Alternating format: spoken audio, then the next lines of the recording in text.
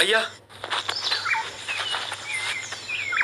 भैया, 1 मास होने को है। सीता मैया का कोई समाचार नहीं। स्वयं ही चलते हैं दक्षिण की ओर। हम इतने तो लाचार नहीं।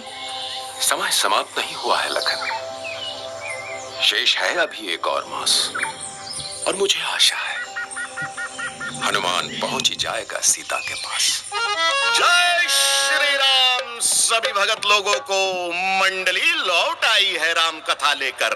पिछले अध्याय में हमने सुना कि कैसे वानरों की टोली सीता जी की खोज में निकली। अंगद का दल संपाति के पास पहुंचा। संपाति से सीता मां का पता चला और जामवंत की प्रेरणा से हनुमान ने लगाई उड़ान लंका की ओर। भैया, क्योंकि आज की कथा है सोने की लंका, जहां हम विभीषण से कुछ सीखेंगे। लेकिन उससे पहले हनुमान जी की लीला पर आते हैं। 1 सेकंड, हनुमान जी तो लंका पहुंच गए थे ना एक छलांग में? नहीं, यह राम कथा है, परीक्षा से भरी। हनुमान जी में कितना पराक्रम है, यह देखने के लिए देवताओं ने सर्पों की माता सूरसा को भेजा।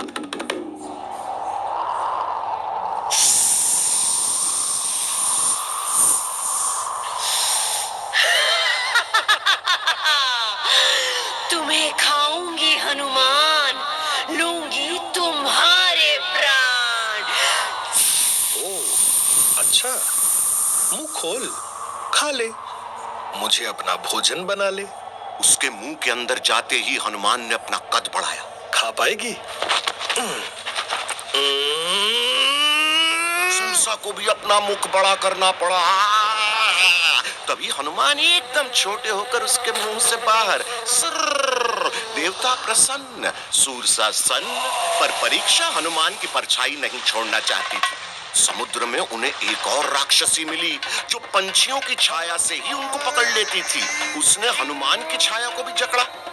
छपा हनुमान पानी में, पर हनुमान जैसे ही पानी में उस राक्षसी के ऊपर गिरे तो वो हनुमान जी का बल ही नहीं सह पाई और पहुंची सीधे यमलोक। टाटा, गुड बाय, खत्म। हनुमान सीधे लंका। सोने से बनी सुंदर सड़कें, बड़े बड़े नकाशीदार दरवाजे, चकमक पोशाकों में घूमते लोग, चमकती चीजों से सजे बाजार, अजीब तरह के दैत्यों राक्षसों की टोली। इन सब को पार करके, छोटा सा रूप धर के, हनुमान ने वहां रहने वाले लोगों के घर देखे। और उसके बाद हनुमान जी पहुंचे रावण के किले में। परंतु वहां किसी भी कक्ष में सीता मां नहीं मिली। पर विभीषण मिला। एक तुलसी के पौधे को देखकर हनुमान ने सोचा, राक्षसों के यहाँ ऐसा पवित्र पौधा। उन्होंने विभीषण से पूछा, राक्षसों के महल में कोई भगवान को भी मानता है? इस साधु रूपी राक्षस को संसार किस नाम से जानता है? मेरे मन में बाण छूट रहे हैं अचरज के। वानर, तुम महल में कैसे घुसे सैनिकों से बच के? मेरे ऊपर राम का हाथ है, मुझे चिंता की क्या बात है? तुम रामदूत हो, मैं विभीषण, रावण का भाई, किंतु आराधक प्रभु श्री राम का। बताओ, कैसे बन सकता हूं मैं तुम्हारे किसी काम का? आपसे केवल इतनी विनती है हनुमान की, बता दो कहाँ है माता जानकी? अवश्य। स्वर्ण महल में रह के भी ना सुख ना संतोष, दुखी विभीषण सोचते भाग्य का है सब दोष। दुखी विभीषण सोचते भाग्य का है सब दोष। सियावर रामचंद्र की जय, हमारे लखन लाल की जय।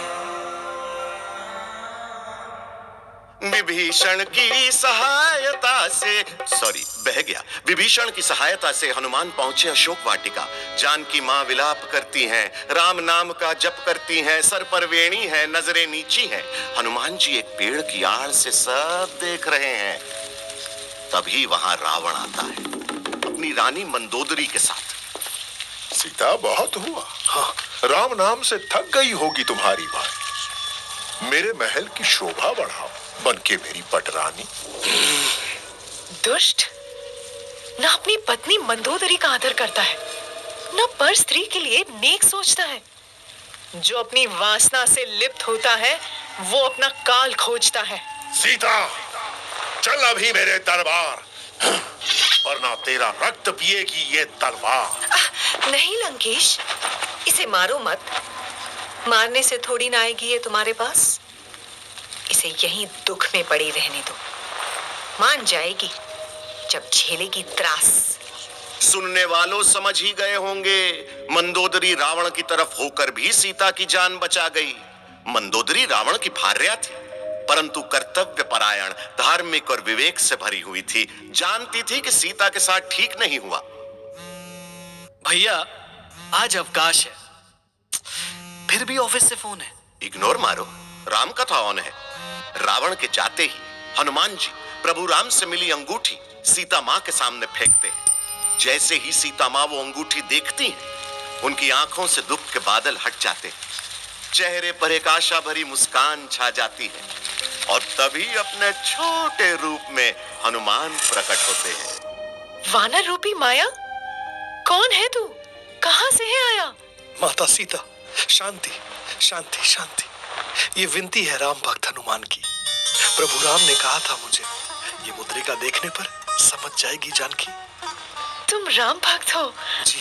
समझी, समझ गई उनका संदेश। कब आएंगे वो इस देश? माता, शीघ्र ही आएंगे राम। आपकी पीड़ा को देने विराम, वानर भालुओं से सजी हुई आ रही है राम सेना। रावण का अंत निकट है, वो आए तो कह देना। आशा और शक्ति मिली, सुन हनुमान की बात। चिंता से मुक्ति मिली, आएंगे रघुनाथ। चिंता से मुक्ति मिली, आएंगे रघुनाथ। सियावर रामचंद्र की जय, हमारे लखन लाल की जय। हनुमान जी खुद भी तो ले जा सकते थे ना उनको। गुड क्वेश्चन बेटा, लेकिन जरा सोचो तो कि जब छोटे छोटे वानर रावण सेना से भिड़ेंगे तो सृष्टि ना देखेगी कि कैसे जब अधर्म बढ़ता है तो वो लोग जिन्हें राजा कुछ नहीं समझता, वो एकत्र होकर राजा तक को राजगद्दी से उतार फेंकते हैं। यह संदेश देना जरूरी था ना। ओह, समझ गए। आगे? हाँ, आगे। दूर से आए हनुमान को भूख लगी थी। उन्होंने अशोक वाटिका में फल खाना शुरू किया।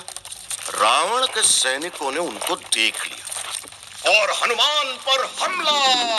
हनुमान जी ने आत्मरक्षा में पेड़ उखाड़कर फेंका सैनिकों पर। खबर दरबार में पहुंची, कोई वानर आया है, अशोक वाटिका सर पे उठा ली है उसने। इस खबर के बाद रावण का बेटा अक्षय कुमार, नॉट फिल्म अक्षय कुमार बेटा, विलेन अक्षय कुमार, रावण का बेटा अक्षय कुमार जब हनुमान को पकड़ने गया तो उनके बीच भयानक युद्ध हुआ। हनुमान भारी पड़े, सीधी सी बात है। रावण को यह दुखद समाचार पहुंच गया। रावण सन्न था। मंत्री खड़े हो गए जगह से। बात गंभीर थी। अब रावण का पुत्र मेघनाद वहां आया। वही मेघनाद जो अपने दम पर इंद्र को भी हरा चुका था। घातक युद्ध हुआ। हनुमान जी ने एक मुक्का मारा और मेघनाद मूर्छित। मेघनाद फिर जागा। उसने हनुमान जी पर ब्रह्म बाण चलाया। हनुमान जी ब्रह्म बाण की शक्ति का आदर करते थे। उस बाण का अनादर करके वो ब्रह्मा जी का अनादर नहीं कर सकते थे। हनुमान जी मूर्छित हो गए। मेघनाद ने हनुमान को नागपाश में बांधा और ले गया रावण के पास। किंतु उसे ये नहीं पता था कि हनुमान भी रावण को देखने का मौका नहीं छोड़ना चाहते थे। वानर, तेरे सिर पर मृत्यु कर रही है नृत्य। तभी तूने किया है मेरे पुत्र अक्षय को मारने का कुकृत्य। मैं तो केवल फल खा रहा था। तुम्हारे सैनिकों को हुई पीड़ा, तभी तो शुरू हुई सारी क्रीड़ा। वाद विवाद करता है, रावण से डर। त्रिलोक भयभीत है मुझसे। तू कैसे अकड़ता है तुच्छ वानर, पूछता हूं तुझसे। हाँ रावण, तेरी स्वर्ण नगरी तेरा दम्भ देखकर अभिभूत हूं, पर भयभीत नहीं, क्योंकि मैं प्रभु राम का दूत हूं। राम? हाँ, आएंगे राम। होगा भीषण संग्राम। तू जीवन से त्रस्त होकर मौत की गोद में सोएगा। तेरा कुल और परिवार भी तेरी दुर्दशा पर रोएगा। वानर बहुत बोलता है, मेरा रक्त खोलता है। करो इसकी बोलती बंद। इसका उपचार है मृत्युदंड। तभी भागते हुए वहां विभीषण आए। रावण, भ्राता रावण, नीति के विरोध में है आपका आदेश।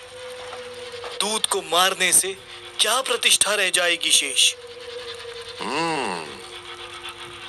तो फिर इसकी प्रतिष्ठा से खेलो। इसकी पूंछ को हाथ में ले लो, चला दो इसकी पूंछ, ताकि कभी हमसे ऐसी बात ना करे कोई दूर। पूंछ जलाकर दूत की पछताया लंकेश, उल्टा पड़ गया अभिमानी रावण का देश।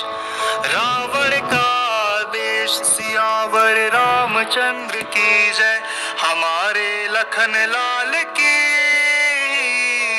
जय।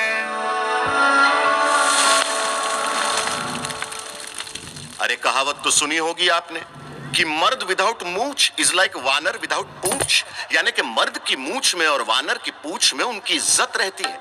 हनुमान की पूंछ के साथ खेल हुआ था तो रावण की मूंछ के साथ भी खेल हुआ। हनुमान ने लंका के सारे किले और महल जला दिए, सारे बाजार भी जला दिए। पर इसमें बहुत सारे निर्दोष लोग भी मरे होंगे ना? ना ना ना ना ना, जब वो लंका में घुसे थे तो भ्रमण इसीलिए किया था ताकि वो जान पाए कि आमजन कहाँ रहते हैं। Therefore, उन्होंने मात्र राक्षसों के किले जलाए। अब जो स्वयं संकट मोचन है, वो किसी के संकट कैसे बन सकते हैं? संकट तो लकी चाचू के ऑफिस वाले हैं। चाचा, आप भी अपने फोन को आग लगा दो। ए उत्तरा, चुप, बहुत बोलने लग गई है तू।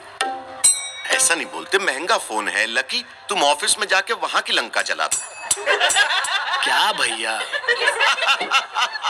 लंका दहन के बाद हनुमान श्री राम के पास पहुंचे, जहां हर्षोल्लास किया। हनुमान का स्वाभिमान छूकर, आपके हट के कारण लंका जली धू धू कर। फिर आ गए देने मुझे ज्ञान। विभीषण तो कुछ ज्यादा ही बनता है महान। महान तो आप ही हैं, ज्ञानी भी हैं आप, तभी तो किया है पर स्त्री हरण का पाप। क्यों, है ना भ्राता? विभीषण, कटाक्ष और ताने मत सुनो, काम की बात करो और यहाँ से जाओ। अभी समय है, सीता को आदर पूर्वक राम के पास भेज दीजिए। जो अहंकार का चोला आपने ओढ़ रखा है उसे उतार कर फेंक दीजिए। मेरी समझ में तो यही श्रेष्ठ युक्ति है, राम की शरण में ही मुक्ति है। विभीषण, मेरा दिया खाते हो और राम की महिमा गाते हो। भ्राता, इतना ही प्रेम है राम से तो उसके पास क्यों नहीं जाते हो? राम राम राम, राम। भ्राता!